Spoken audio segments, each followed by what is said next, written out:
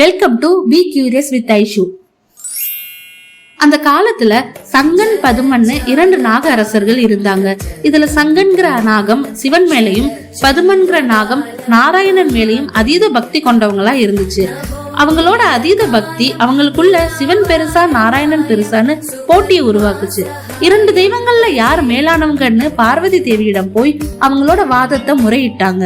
ஹரியும் சிவனும் ஒண்ணுன்னு இவங்களுக்கு எப்படி புரிய வைக்கிறதுன்னு பார்வதி தேவி சிவன்கிட்ட கேக்குறாங்க.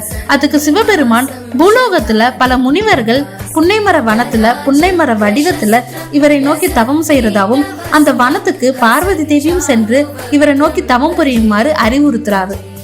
பார்வதி தேவியும் உடனே புறப்பட்டு தற்போதைய சங்கரன் கோயில் இருக்கிற ஊர்ல புன்னைமர வனத்துல தவம் புரிய வர்றாங்க. அவங்களோட சேர்ந்து மற்ற தேவியரும் சிவனை நோக்கி தவம் புரிய வர்றாங்க. அப்படி வந்த மற்ற தேவியர்கள் எல்லாருமே பசுவோட வடிவத்துல பார்வதி தேவியை சுற்றி தவம் புரிய ஆரம்பிக்கிறாங்க. பார்வதி தேவி ஊசி முனையில ஒற்றை கால்ல நின்று அவங்களோட தவத்தை தொடங்குறாங்க. இப்படி பசுக்கள் சூழ தேவி தவம் புரிஞ்சதுனாலேயே இந்த தலத்துல அம்மனோட பெயர் கோமதின்னு அழைக்கப்படுது. கோனா பசு, மதினா நிலவு, நிலவு போன்ற முகம். அதனாலேயே இந்த அம்மனுக்கு கோமதின்னு பெயர் வந்துச்சு. கோமதி அம்மனோட தவத்தின் பலனா ஆடி மாச பௌர்ணமி அன்னைக்கு நிலவு ஒளி வானத்துல வீச அரணும் அரியும் ஒன்னன் இந்த உலகத்துக்கு உணர்த்த சிவபெருமான் சங்கர நாராயணராக தோன்றி பார்வதிக்கும் மற்ற முனிவர்கள் தேவர்களுக்கும் காட்சியளித்தார். ஒரே வடிவத்துல ஒரு பக்கம் சிவனோட அம்சமும் இன்னொரு பக்கம் நாராயணரோட அம்சமும் அமைஞ்சதுதான் இந்த சங்கர நாராயணர் திருவுருவம். இந்த உருவத்துல சிவனோட பக்கம் சிவப்பு நிறமாவும் அவரோட தலையில கங்கை சந்திரன் சடைமுடியும் கையில மழுவும் உடல்ல புலித்தோலும் ருத்ராட்சமும் அணிஞ்சு காட்சியளிக்கிறாரு. அதுவே நாராயணர் பக்கம் நீல நிறத்தோடவும் கையில சங்கு பீதாம்பரத்தோட துளசி மாலை அணிஞ்சபடி காட்சியளிக்கிறார். அது போக இந்த வடிவத்துல வைணவனான பதுமன்கிற நாகம் சிவனுக்கு கொடை பிடிச்ச மாதிரியும் சைவனான சங்கன்கிற நாகம் பெருமாளுக்கு கொடை பிடிச்ச மாதிரியும் இந்த கோயில்ல காட்சி அமைக்கப்பட்டிருக்கு.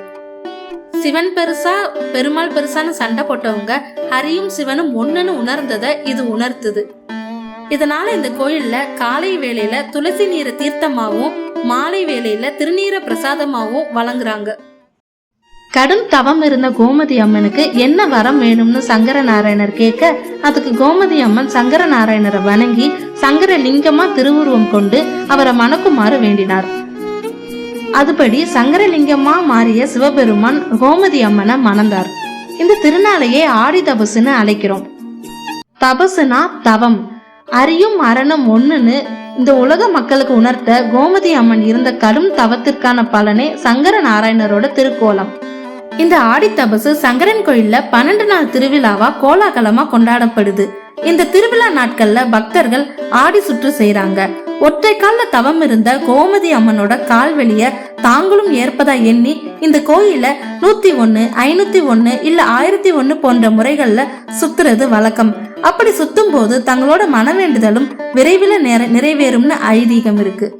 இதுதான் ஆடி தபசு உருவான கதை. இந்த நாள்ல பக்தர்கள் மனமுருக இறைவனிடம் வேண்டும் போது அவங்களோட வாழ்க்கையில இன்பமும் மகிழ்ச்சியும் கூடும். இது போல பல சுவாரஸ்யமான கதைகள் பத்தி தெரிஞ்சுக்க இந்த சேனலை சப்ஸ்கிரைப் பண்ணுங்க.